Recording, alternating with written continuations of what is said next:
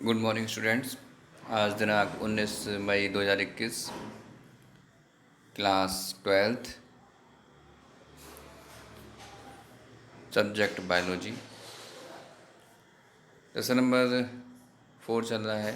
Reproductive health यानी जनन स्वास्थ्य के अंतर्गत हम लोगों ने पाथराइजेशन, इन विट्रो फर्टिलाइजेशन और टेस्ट ट्यूब बेबी के बारे में जानकारी प्राप्त करी। इसी कड़ी में आगे बढ़ते हुए सरोगेट माँ यानी कि सरोगेट मदर के बारे में हम लोग आज जानकारी प्राप्त करते हैं। देखिए, सरोगेट मदर बहुत ही एक ऐसा नाम आपको लग रहा होगा कि बिल्कुल नया नाम सा है, लेकिन सरोगेट नया कोई नाम नहीं है। इसमें अगर आप देखेंगे तो ऐसी हिंदी में अगर बताया आपको शुद्ध हिंदी में तो इसको कहते हैं किराए की कोख। मतलब ऐसे कि व्यक्ति अगर दंपत्ति दोनों ही गड़बड़ है या माता में जो टेस्ट ट्यूब है, टेस्ट ट्यूब जो क्या जो ओविडक्ट है वो काम नहीं कर रही है और यूटिलस काम नहीं कर रहा है उसका, तो सभी प्रकार से अगर कोई ऑर्गन काम नहीं कर रहे हैं तो हम क्या कर सकते हैं। तो ऐसे में किसी दूसरे व्यक्ति से कुछ कॉन्ट्रैक्ट के द्वारा ऐसा कर सकते हैं। ये अपने भारत में इसमें शायद अलाउ नहीं है, लेकिन अन्य देशों में ऐसा हो रहा है, तो इसलिए ये टॉपिक यहाँ पे आ जाता है। इसमें होता क्या है बच्चों कि कुछ स्त्रियों में अंडाणु का निषेचन तो सामान्य रूप से हो जाता है, किंतु कुछ एंजाइम्स के कारण भ्रूण जो होता है, भ्रूण का डेवलपमेंट नहीं हो पाता है। और डेवलपमेंट कहाँ होता है? यूटीरस में होता है। ऐसी परिस्थितियों में स्त्री के डेवलप अंडाणु तथा उसके पति के शुक्राणु का कृत्रिम रूप से निषेचन किया जाता है। कैसे करके आपको बताया हुआ है कि आईवीएफ तकनीक के द्वारा जो होता है, क्या करते हैं, परक नली में टेस्ट उसको फर्टिलाइज कराते हैं कल्चर मीडियम लेकर, उसको वैसा एटमॉस्फेयर दिया जाता है और उसके बाद उस भ्रूण को यानी कि जो डेवलप होने वाला जाइगोट से जो एम्ब्रियो बना हुआ है, उस एम्ब्रियो को 32 कोश की ब्लास्टुला अवस्था में बदलने पर किसमें, किसी अन्य इच्छुक स्त्री के, मतलब जो दूसरी स्त्री जो उसको डेवलप कर सके, उसको बच्चे को जन्म दे सके, ऐसी स्त्री के गर्भाशय में रोपित कर दिया जाता है। यह स्त्री सरोगेट माँ कहलाती है, यानी सरोगेट मदर कहलाती है।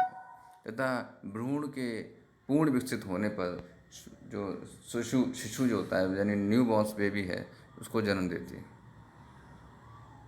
तो इस प्रकार से सरोगेट बहुत इंपॉर्टेंट पॉइंट है, कई बार पूछा भी गया है, यदा कदा आ ही जाता है ये। इसके बाद और एक टेक्निक है, इसका नाम है एमनियोसेंटेसिस। एमनियोसेंटेसिस क्या होता है कि देखा होगा आप लोगों ने कुछ बच्चों में जन्म के पश्चात जो है कुछ समस्या उत्पन्न हो जाती है, बीमारी उत्पन्न हो जाती है। तो यदि अगर हम इस बीमारी को जो है उसको पहले से ही डिटरमाइन कर लें या इसको डिटेक्ट कर लें तो ज़्यादा अच्छा रहता है, क्योंकि जो बाद में संतान को जो दुख या फिर उसको समस्या उत्पन्न होती है उनका सामना नहीं करना पड़ता। तो यह जो है जो जन्म पूर्व रोग के लक्षण ज्ञात करने संबंधी तकनीक है, जिसका प्रयोग गर्भावस्था में भ्रूण की असामान्यता तथा उपापचय अव्यवस्थाओं की जानकारी के लिए किया जाता है। मतलब किसी भी प्रकार की कोई बीमारी अगर बच्चे में है तो उसके जीन्स को आइसोलेट करके, उसके डीएनए को आइसोलेट करके, उसके जीन्स जो है देख कर वो पता कर लिया जाता है कि इस बच्चे में ये समस्या उत्पन्न हो रही है या होगी। तो भ्रूण गर्भाशय में एमनियोटिक फ्लूइड में, फ्लूइड नहीं होता है, फ्लूइड है, इसमें फ्लूइड में तैरता रहता है। इसमें मैंने आपको बताया था देखिए एक एमनियन फ्लूइड था, एमनियन। तो जो एमनियोटिक फ्लूइड है उसमें तैरता रहता है। तो इंजेक्शन की सहायता से इस फ्लूइड को बाहर निकाल लिया जाता है, बहुत ही केयरफुली।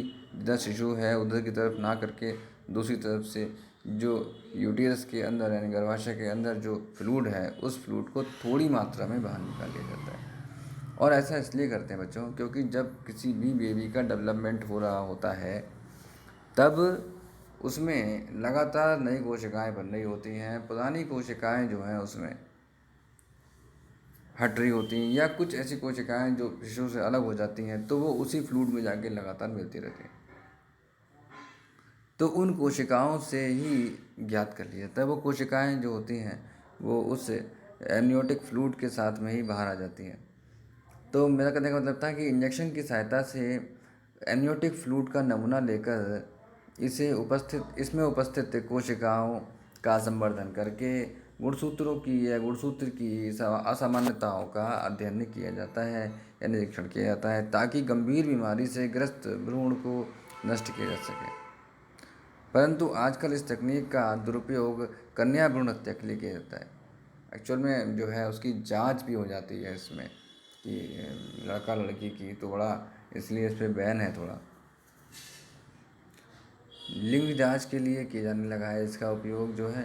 भारत सरकार ने लिंग परीक्षण को गैर कानूनी घोषित कर रखा है, और ये गलत भी है, होना भी चाहिए गैर कानूनी, क्योंकि जो है ये सब काम गलत होते हैं। किसी बच्चे का भ्रूण जो है अगर हम उसको ज्ञात करते हैं, उसके बाद उसकी जान से मार देना, कि अगर वो लड़की निकलती है तो उसको जब मार देना, ये गलत है।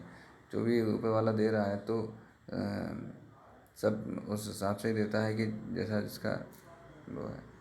तो ये एमनियो सेंटेंसेस विधि के द्वारा, हमें इतनी खैर ज़्यादा उसमें बात नहीं करनी है, हमें अपने टॉपिक पर बात करनी है।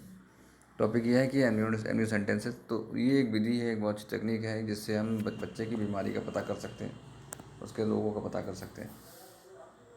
तो आई थिंक मुझे लगता है कि आप लोगों को दोनों ही पॉइंट समझ में आ गए होंगे। एमनियो सेंटेंसेस भी और सरोगेट मदर भी बहुत इंपॉर्टेंट हैं, और जो है हमेशा पूछे जाने वाले टॉपिक हैं ये। तो ये आप लोग इसको नोट करिएगा, इसको कॉपी पे लिखिएगा, और साथ ही साथ इसकी स्टडी भी कर लीजिएगा, इसको रीड करिएगा। जल्दी से जल्दी याद होने वाले टॉपिक हैं ये, और ये शॉर्ट नोट्स में बहुत आसानी से आते हैं। ठीक है, तो आप लोग इसको नोटिफाई कर लीजिएगा। ठीक है, धन्यवाद।